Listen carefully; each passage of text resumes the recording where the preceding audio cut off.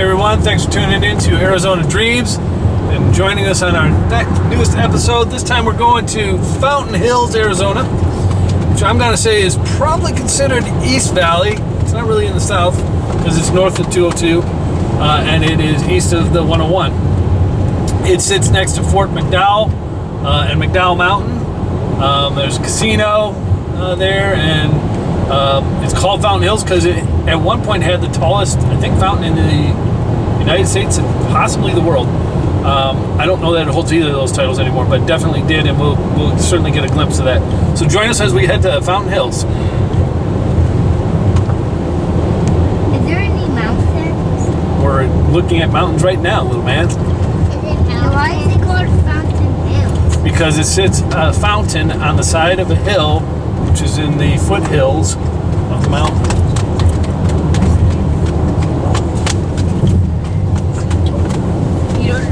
And to the right here at the stop sign is the sign for the Fort McDowell Resort and Casino. And I'm gonna guess Yavapai, but this is definitely Native American land going that way, and we're gonna go west towards Scottsdale and Phoenix, but stopping in Fountain Hills.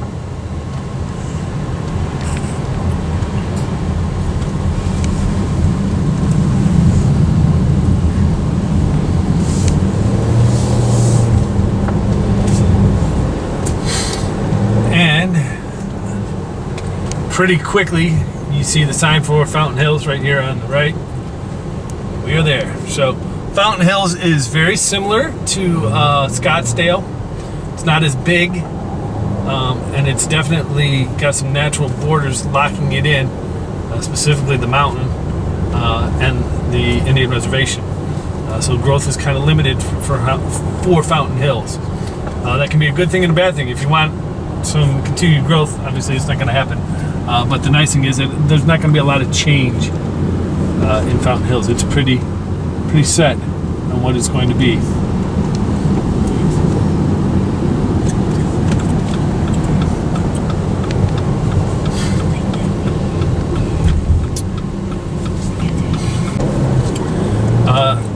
Similar to some of the other areas that we've toured already for the Phoenix Valley at any rate, nice thing about Fountain Hills, pretty much anywhere you go, within 5 minutes, if not faster, you have mountains for your scenery. And that is absolutely the case here, as this one sits on the side of a mountain, as well as we have the range on the other side of the reservation land.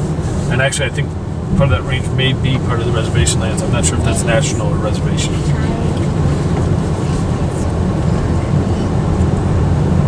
Talking about Fountain Hills as far as what does it have to offer, it's a little bit pricier on the scale for housing, probably because it is so landlocked and it does have so many unique things to offer, like the mountain views and the seclusion, because it's not a high traffic area because of the way that the natural boundaries that it has. It has solid schools. They're not the best in the valley, and they're certainly not the worst. I want to say there is a high school, junior high, and 2 elementary schools, and I'm gonna say there's 7s across the board, but double check those as always. Use grade schools as the one that we use as our standard when we're looking for places to live, but use other things like Area Vibe or Niche as well to check out the areas. Crime is low here, again, because it's fairly locked, so it just kind of causes natural shelter to keep the crime levels down.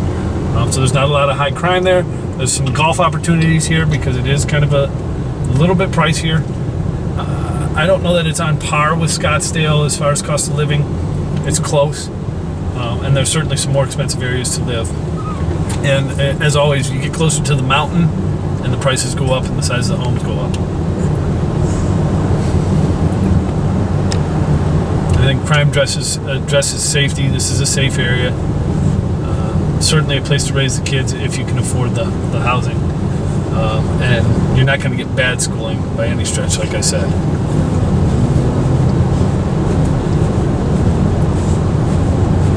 You can see that they build into the houses. Hopefully you'll get that. into the mountains rather. But the same type of architecture for the most part. Is still that kind of stucco. One thing that you will see a little more of up in here is some of the flat roofs instead of the tiled roofs. And when they're the flat roofs, you'll see the drainage pipes that stick out. So if you're wondering what the heck the holes are in the fronts and sides of the buildings, those are for drainage because it's a flat roof. Case in point, these buildings up ahead here are flat roof buildings. And you see on the sides, up at the tops, and even on the balconies, they'll have them for the same reason, for when the storms blow the water in so that they can drain. You'll see those in Florida as well.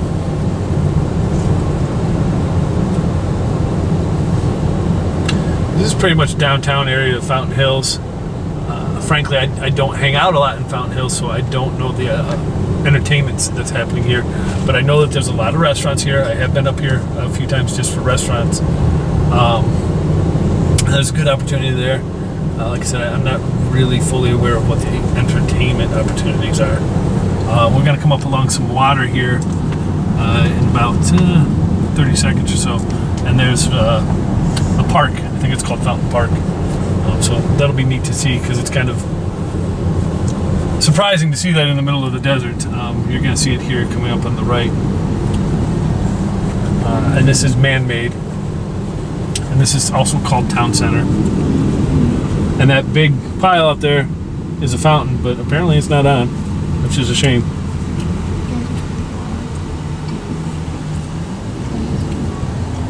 But this is called Fountain Park. Oh, it looks like they've got a festival going on. So I said I didn't know what entertainment opportunities are there.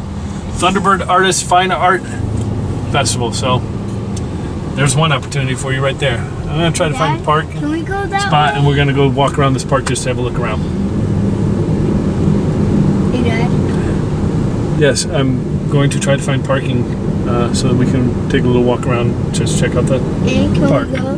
Yes, I'm going to try to park so we can take a walk around that park, okay?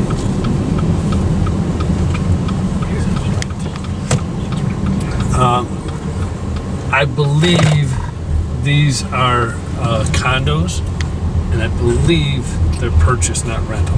There are some rental properties around here.